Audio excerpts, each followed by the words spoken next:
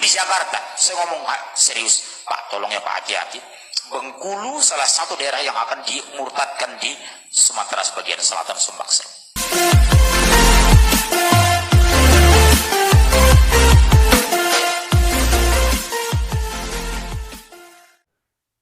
Ya, shalom teman-teman semua dimanapun kita berada pada saat ini. Kiranya kita semua tetap berada dalam keadaan sehat dan apapun yang merupakan aktivitas kita sepanjang hari ini, kiranya Tuhan Yesus memberkati. Dan kembali berjumpa lagi di channel kita ini, yaitu Semayan Yasin. Terima kasih buat teman-teman semua dan juga para sahabat yang sudah mendukung perkembangan channel ini dengan setia. Dan kiranya kita tetap menggunakannya untuk menjadi berkat bagi semua orang.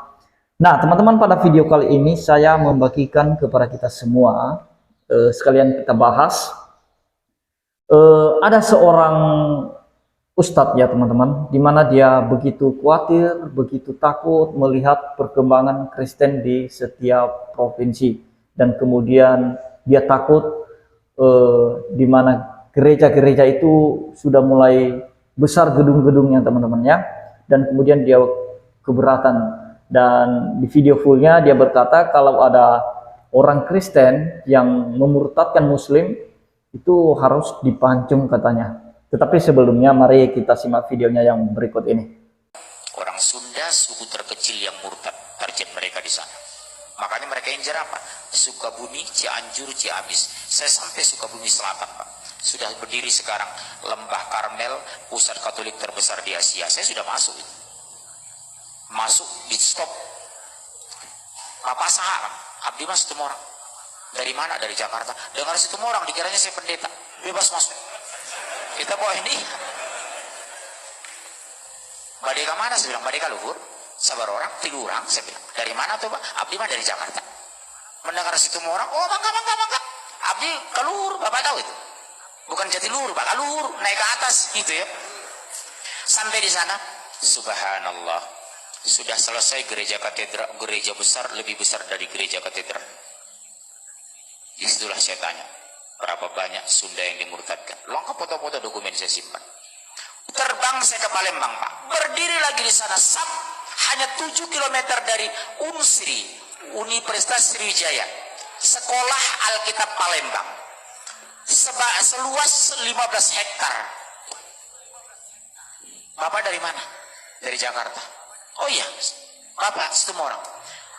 Pimpinannya ternyata seorang Batak juga, Sinaga. Saya tanya, udah berapa lama berdiri? Udah 15 tahun.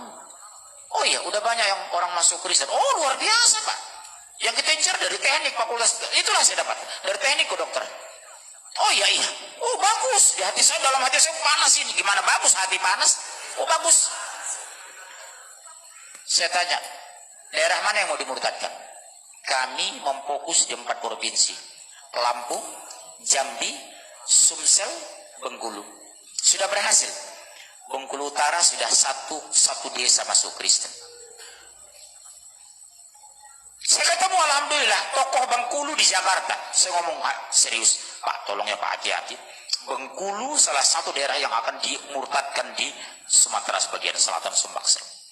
Kalau ketahuan ada misi Katolik Protestan yang masuk ke Taliban, coba-coba murtadkan, pancung. Nah, jadi itu dia videonya teman-teman. Singkat saja, sebenarnya saya ambil cuplikan ini dari channel saudara kita Kristen juga. Tetapi ini perlu kita bahas. Dimana seorang mualaf ini teman-teman, dia mualaf ya. Dia dulu orang Kristen menurut pengakuannya. Kemudian setelah dia masuk agama Islam, dia diangkat jadi ustadz untuk menceramahi saudara-saudara kita Muslim. Nah, dia khawatir, dia takut karena perkembangan Kristen dan juga banyak saudara-saudara kita Muslim yang mengikut Yesus. Tahu apa penyebabnya sebenarnya teman-teman? Penyebabnya adalah mereka sendiri. Kok bisa gitu? Ya mereka sendiri membahas Alkitab di dalam masjid, di mana-mana pengajian mereka mengaji Alkitab, ayat-ayat firman Tuhan. Mungkin niat mereka mau menjelek-jelekan Kristen atau mengatakan bahwa Alkitab itu tidak benar, palsu, ini ayatnya Yesus mengatakan dia Tuhan. Mereka bahas itu di mana-mana. Di masjid, di pengajian, di channel-channel YouTube saudara-saudara kita polemikus muslim ini. Mereka sudah membantu teman-teman. Secara tidak langsung, secara tidak sadar juga, mereka sudah membantu Kristen untuk menyampaikan kebenaran firman Tuhan kepada saudara-saudara kita yang muslim. Sekalipun maksud mereka itu lain. Mungkin maksud mereka untuk menjelek-jelekan Kristen ya. Tetapi ketika ada jemaah, mereka yang mendengarkan ayat-ayat itu, mereka selidiki lagi. Setelah mereka menemukan kebenarannya, disitulah mereka mengerti, mereka teliti lebih dalam lagi, kemudian mereka sudah menemukan bahwa ternyata Yesus itu adalah Tuhan dan Juru Selamat umat manusia. Mari kita ikut dia. Kan begitu. Nah, jadi kalau kamu tidak mau jemaahmu mengikut Yesus, ya jangan bahas Alkitab di dalam masjid dong.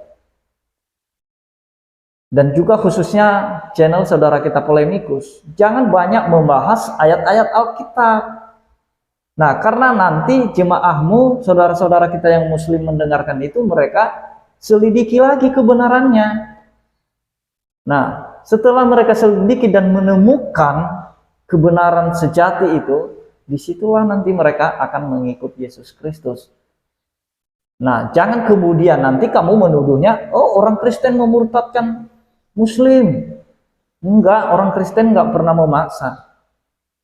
Justru oknum-oknum ustadz dan juga para mualaf lah yang membantu Kristen untuk menyampaikan kebenaran firman Tuhan. Sekalipun niat mereka itu tidak sesuai dengan Alkitab. Sekalipun niat mereka itu mungkin menjelek-jelekan Kristen supaya orang tidak suka dengan Kristen. Tetapi bagi yang mendengarkan mereka yang berpikiran jernih, yang rindu kebenaran, yang memang tujuannya mencari kebenaran, nah disitulah nanti mereka menyelidikinya teman-teman. Dan kemudian mereka temukan kebenaran itu. Nah, kenapa harus takut kalau gereja dibangun besar? Kenapa harus takut kalau orang Kristen ada di mana-mana? Orang Kristen juga nggak pernah khawatir kok, nggak pernah kepanasan kalau misalnya ada masjid yang dibangun gedungnya besar, tinggi, dan kemudian dibangun pesantren di mana-mana. Orang Kristen nggak pernah kepanasan, santai aja. Santai aja. Orang Kristen itu terus melayani Tuhan, memuji Tuhan, menyampaikan kebenaran firman Tuhan, memberitakan Injil, memberitakan Yesus Kristus itu. Nah, ketika sudah mendengar, mereka akan memahami dan mereka pasti mengikut Yesus. Karena iman itu timbul dari pendengaran teman-teman ya. Ingat itu. Jadi ketika oknum-oknum ustadz melakukan pengajian Alkitab, mereka memberitakan ayat-ayat firman Tuhan, dan kemudian jemaahnya mendengar, dari pendengaran mereka itulah nanti timbul iman mereka. Benar apa yang disampaikan oleh firman Tuhan. Iman timbul dari pendengaran dan pendengaran oleh firman Kristus. Nah, jangan nanti ulah para mualaf ini, mereka memberitakan firman Tuhan dan kemudian ada orang yang mengikut Yesus, lah malah yang dituduh orang Kristen. Oh, orang Kristen ini melakukan kristenisasi.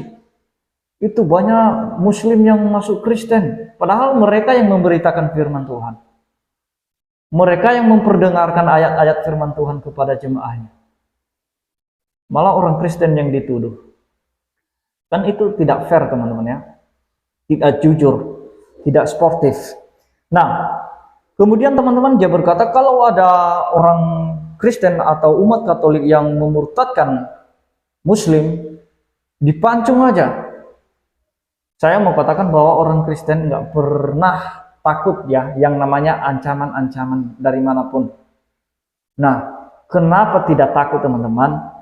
Karena terlebih dahulu para rasul sudah mengalaminya. Banyak yang mati martir.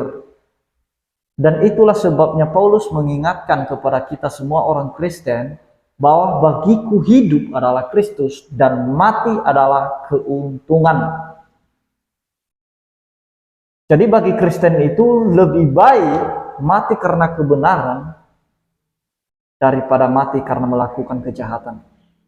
Lebih baik menderita karena melakukan kebaikan, kebenaran, daripada menderita karena melakukan kejahatan. Itu prinsip Kristen. Jadi kalau mau ngancam, mau pancung, ya pancung, silakan saja. Harusnya kau yang duluan mancung lah, jangan suruh jemaahmu. Nanti mereka masuk penjara pula, kau pula yang senang-senang. Harusnya kamu ceramah begitu, kamu menyuruh orang begitu, harusnya kau yang duluan lakukan. Cobalah pergi sana, pancunglah orang Kristen. Jangan suruh jemaahmu. Jemaahmu nanti sudah melakukannya, kemudian dia dipenjarakan, siapa yang ngurus keluarganya, apalagi yang sudah punya anak. Nah, tetapi bagi saudara-saudara kita yang waras, jemaatnya, kalau misalnya mereka waras, mereka tidak akan mengikuti hal itu. Karena mereka tahu bahwa itu hanya jebakan. Nah, jadi itu dia teman-teman ya, yang mau saya sampaikan bahwa orang Kristen tidak pernah takut yang namanya ancaman-ancaman seperti itu, karena firman Tuhan sudah mengatakannya bahwa hidup bagi kita adalah Kristus dan mati adalah keuntungan.